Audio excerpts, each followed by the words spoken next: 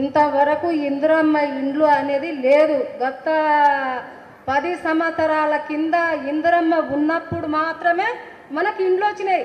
ఆ ఇండ్ల తప్ప ఇంకా ఏ ఇండ్లు మాత్రం ఇంతవరకు మన సెంచోళ్ళకు కానీ మన సెంచోళ్ళు పడాబడి మూలకుంటే ఏ రాజ్యమైనా ఏ ప్రభుత్వమైనా వచ్చి చెంచులు ఈడ ఉండరు, ఈ అడవిలో ఉండరు, ఈ అడవిలను ముందుకు తెద్దామని ఏ ప్రభుత్వం పట్టుకోలేదు. ఇప్పుడు మళ్ళా మన ఇందిరమ్మ రాజ్యం వచ్చింది కాబట్టిగా మన ఇందిరమ్మ రాజ్యం తరపునకెళ్ళి మనం అందరం చెంచులకు ఒక్కరొక్కరికి 5 లక్షల ఇండ్లు అందరికీ సాయం చేస్తుంది. కాబట్టి మన ఇందిరమ్మ ఇల్లు ఇచ్చిన అందరికీ నాకు చాలా సంతోషంగా ఉంది.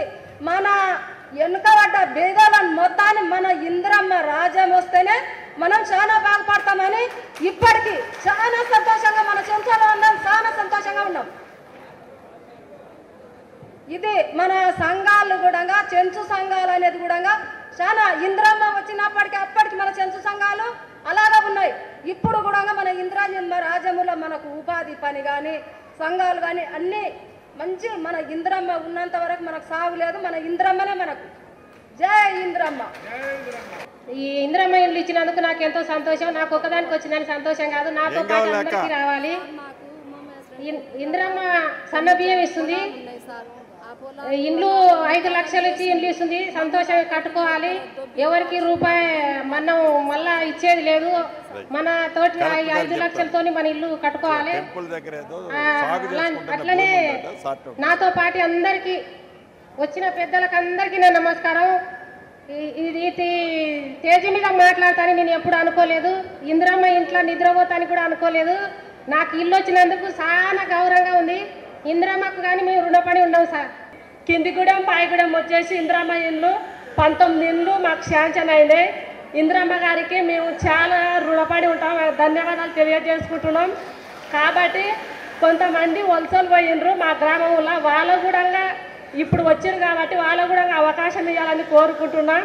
అదేవిధంగా 3 నెలల బియ్యం సన్న బియ్యం పంపించేసిండ్రు, మేము చాలా సంతోషంగా ఉన్నాం. ఇదే ఇందిరమ్మ ఇల్లు మాకే కాకుండా మాతో పాటు ఉన్న వాళ్ళకు ప్రతి ఒక్కరికి రావాలని మనస్ఫూర్తిగా కోరుకుంటున్నాము. అదేవిధంగా సార్ మాకు కోడిగుమ్మల సమస్య చాలా ఉంది సార్. ఒకసారి మేము కలెక్టర్ను కూడా కలిసాం. మేము అక్కడ కలెక్టర్ సార్ కూడా కలిసి మా కోడిగుమ్మల సమస్య ఇట్లుండే సార్. ఆల్రెడీ మాకు లిస్టు కూడా వచ్చింది. వచ్చినా కూడా మాకు రీడింగ్ చేయలే, భూములు రీడింగ్ చేయకుండా వదిలేసిండ్రు. అక్కడ ఉన్న అధికారులకు మాకు దున్నుకునే అవకాశం కల్పించాలని మేము కోరుకుంటున్నాం సార్. అదేవిధంగా మా కూడా డిగ్రీ చేసి ఉన్నారు, ఇంటర్ చేసి ఉన్నారు కాబట్టి వాళ్ళు కూడా చదువుకునే పిల్లలు ఉన్నారు కాబట్టి వాళ్ళకు కూడా అవకాశం కల్పించాలని మన ప్రభుత్వం నుండి మన రేవంత్ సార్ రెడ్డి కానీ, మన సీతక్క మేడాని కానీ, మన బట్టి విక్రమ సార్ కానీ, మన జూపాలి కృష్ణరావు సార్ కానీ అందరు నేను మనస్ఫూర్తిగా కోరుకుంటున్నాను సార్. మన కాంగ్రెస్ ప్రభుత్వం వచ్చింది కాబట్టి 10 ఏళ్ళ పరిపాలనప్పుడు ఒక ఇల్లు కట్టి అన్నప్పుడు ఈరోజు మనకు ఇందిరమ్మ ఇల్లు 10 ఏళ్ళ పరిపాలన పోయిన తర్వాత ఇందిరమ్మ ఇల్లు వచ్చిందంటే మన కాంగ్రెస్ మన ఇందిరమ్మ మనకు మన కష్టాలు మన అవి చూసింది కాబట్టి నాకు ఇండ్లు వచ్చినందుకు చాలా సంతోషంగా ఉంది. నాతో పాటుగానే కాదు మా ఊర్లో చాలా మందికి వచ్చినవి, ఇంకా రానోళ్ళకు కూడా రావాలి. ఇంకా వాళ్ళు కూడా చాలా సంతోషపడతారు. వచ్చినాయి నాకు తెలిసి. ఇంకా సంఘాలు కూడా బాగా జరుగుతున్నాయి. మనకు 3 నెలల బియ్యం సన్న బియ్యం ఒకేసారి 3 నెలల బియ్యం ఇచ్చారు. ఇంకా చాలా సంతోషంగా ఉంది. మన కాంగ్రెస్ ప్రభుత్వంలో నాకు తెలిసి పింఛన్ అనేది కాంగ్రెస్ ప్రభుత్వంలోనే వచ్చింది.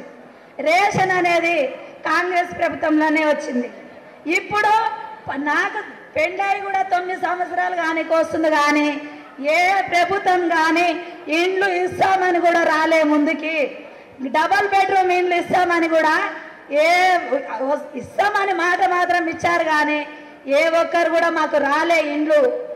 కానీ మాకు ఈ ప్రభుత్వం వచ్చిన తర్వాత మీకు ఇండ్లు ఇస్తామమ్మా, మీకు ఇండ్లు ఇస్తాం, మీకు 5 లక్షలు పెట్టి ఇండ్లు భద్రంగా కట్టించి మీకు మంచిగా ఇస్తాం అని మాకు చాలా ధైర్యంగా సపోర్ట్గా మంచిగా నిలబడ్డది.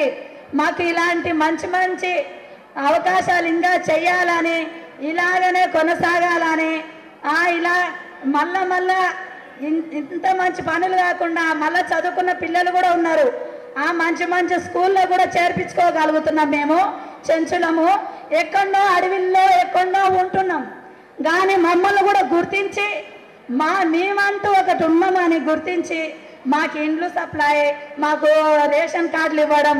కొంతమందికి రేషన్ కార్డులు లేక చాలా ఇబ్బంది పడ్డాం. మేము ఆ ఇబ్బంది పడ్డాం, కానీ ఇప్పుడు రేషన్ కార్డులు రావడం వల్ల దాదాపు కొన్ని కుటుంబాలు చాలా అభివృద్ధి చెందినాయి నాకు తెలిసి.